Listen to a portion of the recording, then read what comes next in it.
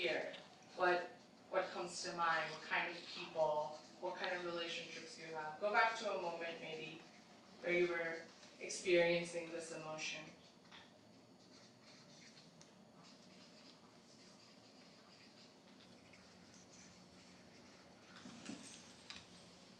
It can be sentences, it can be words, it can be thought bubbles, anything. Not too much time, like 30 more seconds. Just finish up your last thought.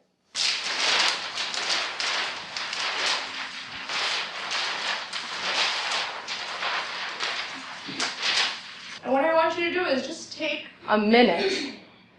Read whichever rasa you're standing at. Just read everything. Read everything and just take a minute and then do something without thinking. I'm going to actually time it. I'm going to count till 60 in my head. I'll give you the last 5 seconds. And then when I say go, starting with Aiza, I just want you to do something that isn't words. So it has to be either anything that comes out of your body, a scream, a screech, a laugh, whatever.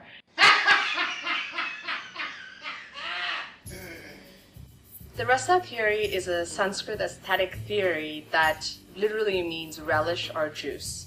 It is often used to describe or study Indian classical drama, dance, and music. Rasa can help connect you as an actor to an emotional level that maybe you wouldn't be able to tap into otherwise. You know, we have these Yankee traditional teachers or instructors, and we were always taught never to put technique on top of Shakespeare. Just work with the language, change what the change is, and do it that way. So I was initially put off and a little confused about it. But after going through, you know, the technique or the exercise of rasa, I felt very comfortable. I found that it was very similar to what I'd already been used to. I find that it's very similar to, you know, Americans' definition of the systematic method of acting. You know, it's very similar to it with, you know, the 7 greatest emotions, and, you know, Americans have this thing where we compare it to an animal and a color, and in rasa you have a deity and you also have a color. So I think they gel very well. The artist can use rasa theory in combination with the modern technique to access the work in a new way and find new arcs in the scene they're working on. And you seem to both be under the impression that your father loves the other sibling the more. I love you. I don't give a fucking flying shit, okay? I don't. I'm sick of you. Switch. Listen. It's fine. You know, I'm okay with this. I mean, it's, you know, it is how it is, and that's okay with me. Switch. Oh, now you're laughing. Now you're fucking laughing? You with your fucks and your fucking shit? Well, no. Switch. You know, I'm going to support you, and I'm going to support you. I think we can work through this together.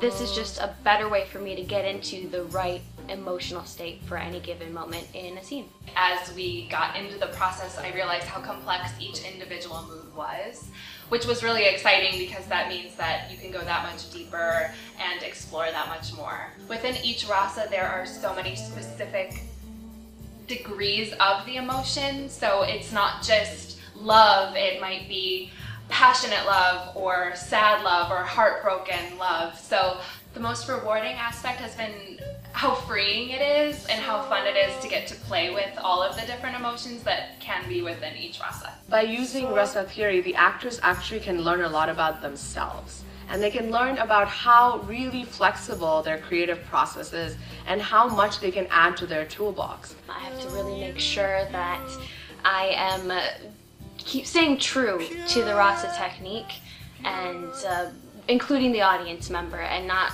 becoming that inner actor that everyone, you know, expects an American actor to be, where it's all about them. It's, you know, as an actor, I'm very selfish and I'm always focused on me. And I learned through rasa that it's not about me. It's about, you know, being focused on your scene partner and giving all that attention to them. Something that we have lost, I feel, in the whole like movement with the modern technique and like if it's not feeling real and authentic, something that I feel like we have lost a little bit is that the idea that like when you go step into the theater, it's not real. You know, and it's so interesting because I think actors are the only artists now left that are so kind of like still bound by the idea that it's real and authentic and like I have to come to it every day. Theater is about the imagination.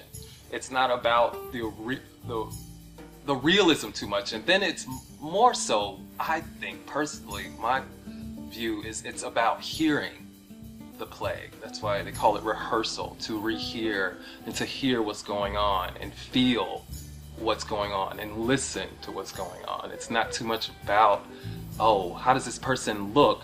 You know, is it realistic? We can really think about what theater and art really means and how much of it should rely on the realist aesthetic. However we get to it, whether it's through rasa or, you know, method, whatever it is, that hopefully they can join us in that.